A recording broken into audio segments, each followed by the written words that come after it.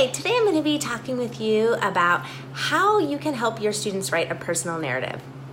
And I'm not just talking about a one-paragraph personal narrative. I'm talking about something really meaty, a personal narrative that's about 5 paragraphs long. And yes, this works for 2nd grade and 3rd grade, 4th grade, and 5th grade really well. Yes, 2nd graders and 3rd graders can write 5-paragraph essays. However, I don't really like to call them essays to kids because essays just sound so formal. I like to make student writing a lot more purposeful and give them something creative. Maybe have them write a personal narrative blog or a children's book or a short story.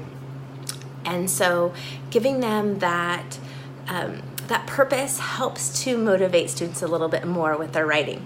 So I'm going to walk you through each of my lessons, and for a personal narrative usually takes about 15 days. Now for 2nd graders and 3rd graders it might take a little bit longer, but generally about 15 days to get a really complete writing product at the end. So for day 1, that's when we're going to introduce the writing prompt and start our brainstorm focus storm. So this is going to be part of the pre-writing phase, and so students will go over together the writing prompt. And I like to give students a writing prompt that gives them some direction, that's open-ended, that will just help inspire their ideas. And so we will go through that, and we'll go through the prompt. We talk about who is the audience, who they're writing for, if the purpose is writing a blog or writing a book, whatever the purpose is. So we talk about who the audience is going to be. And then we go into the brainstorm and focus storm. And this takes a little bit of time to really go through that and to help them really narrow their focus so they're not writing about some huge, giant topic. We want it to be more narrow and more specific. Day 2 is when we go through and we fill out our planner, and it's just to help to organize the information. After the focus storm, the kids' information is pretty organized, but then once we put it on the planner, we can have a place for the introduction and the 3 body paragraphs and the conclusion. Day 3 is when I like to do an engaging lead, and I help the students kind of write that hook. And we do a mini lesson. However, if this is your 3rd personal narrative that you're writing this year and you've already spent a lot of time on the hook, you can go right on to the drafting phase. But I like to spend a whole day talking about all the different kinds of hooks that students can do with personal narratives, and I try to have them branch out from that general question hook that a lot of students tend to go to. And that's okay, the questions are fine, but just helping to develop them and exposing them and giving them practice for other types of hooks. Day 4, we start drafting the introduction. And I like to go slow at first. Even with those 5th graders who have a lot of writing experience, it's so important to take time to model for them how to write the introduction.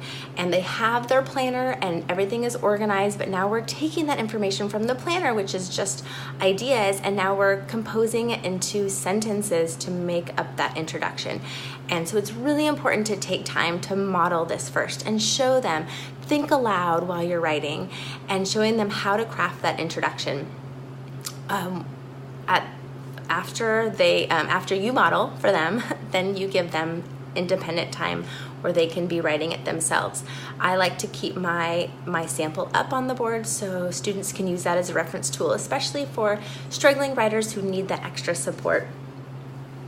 Day 5, I'll do a lesson on revising and editing, and then students will actually revise and edit just that introduction paragraph, because I've found that when students can revise just a smaller amount of writing, they take more time and they do more revisions. And so now if this, as I said, is maybe your 3rd personal narrative that you've written, you might choose to do a specific mini lesson with revision. Maybe you're going to start showing students how to craft more complex sentences, and you're going to focus on that for your revision for that day.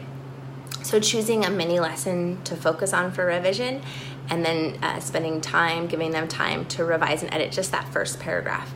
You can also do maybe a mini lesson on on peer revision or peer editing and giving students that chance to work with their peers to do it. So you're gonna just do one paragraph at a time. I find that the quality that I get from students is so much better when they're not having to revise the complete 5 paragraphs, going through each paragraph at a time. Okay, so day 5 is gonna be revising and editing that introduction paragraph.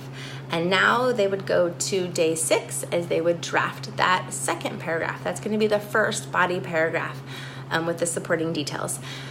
So they're going to be drafting that again. As the teacher, you're going to want to model that, show them what it looks like, taking that information and now turning it into sentences. And remember, drafting is quick. You know, we shouldn't be getting hung up on spelling or grammar or anything. We're just drafting those ideas. When we go to the revision phase, that's when they can be working on improving. When we go to the editing phase, that's when they're going to work on improving their spelling and their grammar.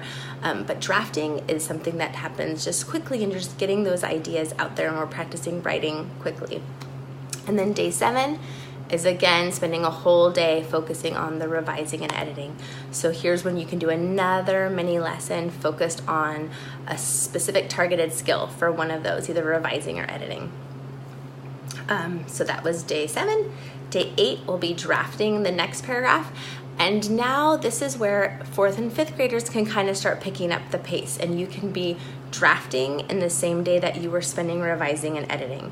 However, for 2nd graders and 3rd graders, you might want to take a little bit more time, depending on how your students are doing. If your students are really able to draft quickly and they have that time to be revising and editing in the same day, that's awesome. But if you still want to take it slow and do another mini lesson the next day and focus on revising and editing, that is great as well. On day 9 and day 10, that's when you're going to be drafting and then revising and editing your last 2 paragraphs. However, we're not 100% done with our revisions and editing, and we're not going to wrap it up.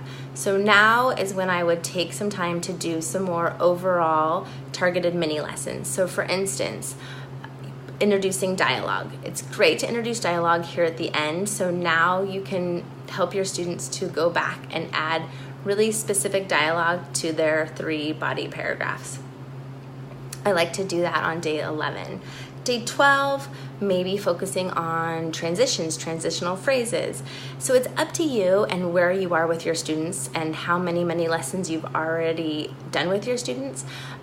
Usually at the beginning of the year when we're doing personal narratives and we're just introducing it, things like transitions and dialogue are just really great targeted mini lessons to kind of do at the end to go back and really fine tune that writing. Let's see here. Day 13 is when we're going to do our final edit, and now this is when students are going to be practicing like reading their paper aloud, maybe doing a mini lesson on, again, peer editing and some ways that we can help each other. I have found that for my students, one of the best ways that they can edit their own papers is reading them aloud. That's when they are catching so many of their mistakes. So having them read theirs aloud is a huge one. I also have them do a self-assessment. So when they think, hey, I am all done, I have nailed this, I give them a little self-assessment, almost like a little mini rubric for them to go through and grade themselves on their writing. And then day 14 is when we start to publish our writing. So it's sort of up to you and I don't know what your technology is, your situation. I am a huge proponent of typing final copies. It's just so important for students. Even 2nd graders can spend time typing it, and it does take longer. So that's why sometimes when I'm going through each of the paragraphs, I have them type their final copy right then, and then we can go back and add revisions to their typed drafts. But it's up to you. But having them type it it makes the writing seem way more important, and they really take it seriously once that final copy is typed up. Having to go back through and rewrite it by hand just can be kind of tedious after they've spent so much time on it, but when they're publishing it and it's typed, I find my students just they just are really proud of that final product. Then we can go back through, they can add their images, either they can draw images or they can take photographs, however works best for you, and publish that final copy. And I like to spend that last day celebrating their writing, sharing it, having some sort of celebration, inviting people into the classroom, having them read it out loud, or just having them share with groups of people. It's just really important to give students lots of opportunities to share their writing. All right, so that's just a quick overview of writing a personal narrative and what's involved.